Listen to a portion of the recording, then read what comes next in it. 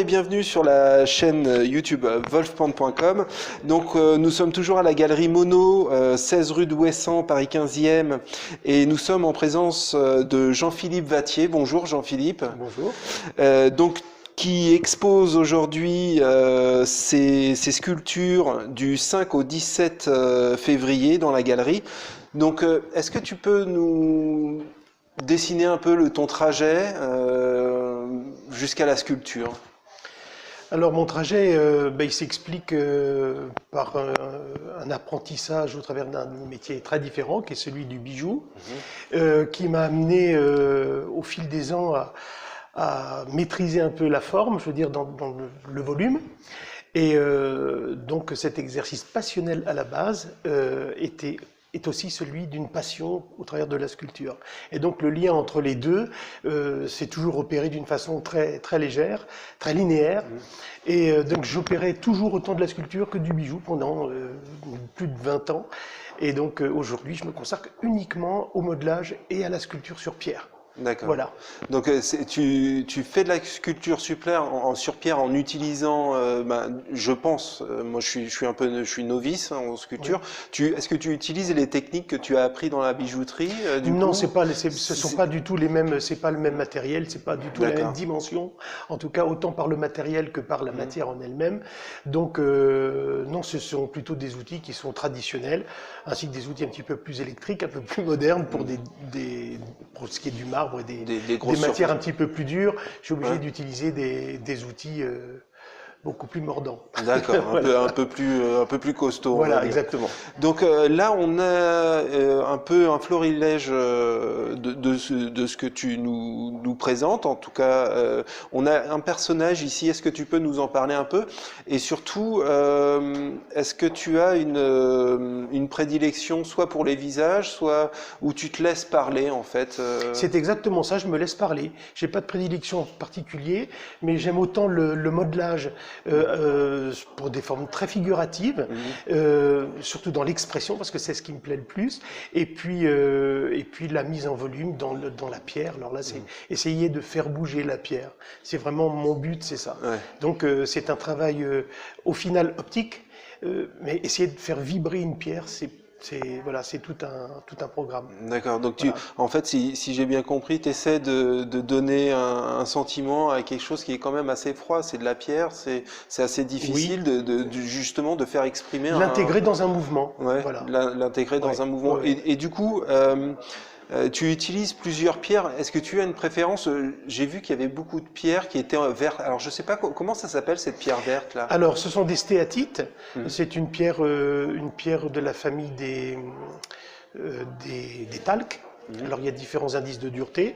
Et j'utilise beaucoup l'albâtre aussi, ainsi que le marbre, et des pierres d'ornement, et des pierres semi-précieuses aussi, pour donner un petit côté, toujours un petit côté bijou qui reste, qui traîne derrière.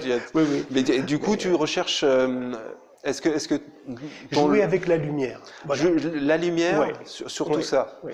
Et est-ce que ton travail pendant 20 ans dans les bijoux t'a donné un goût de l'esthétisme qui se retrouve dans... Bien sûr. Alors, bien sûr. Il se retrouve dans les courbes ou dans les expressions du coup?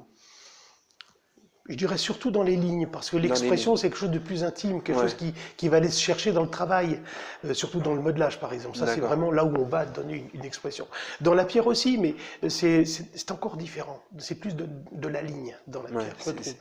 Et du coup, cette ligne-là, c'est une constante recherche Constante.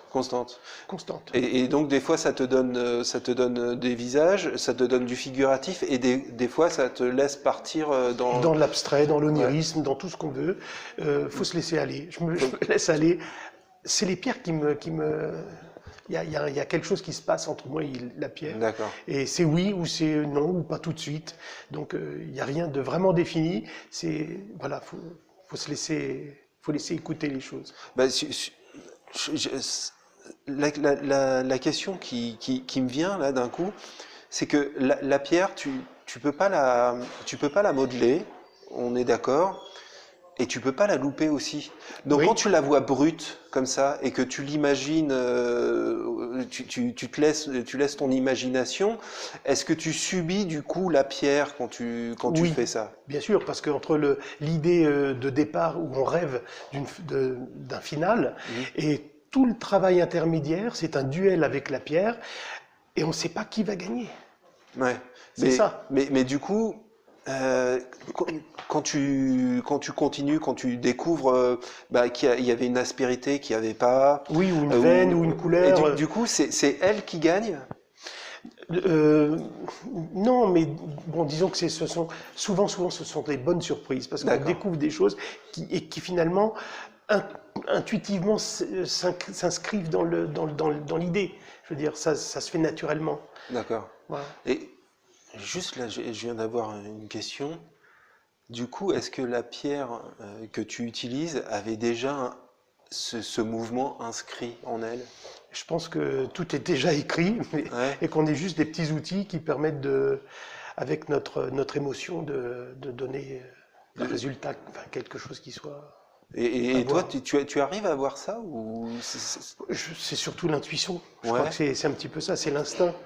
Après, bon, il y a effectivement l'idée que l'on rêve de faire quelque chose avec telle matière, Mhm. mais le résultat, parfois, il n'est pas tout à fait à l'image du départ. Donc, il y a tout un parcours qui s'est fait entre deux, et puis c'est une histoire à chaque fois. Ouais, et du Voilà, coup, entre le rêve et puis la réalité, effectivement, ouais. parfois, je veux dire par là qu'il y a un fossé.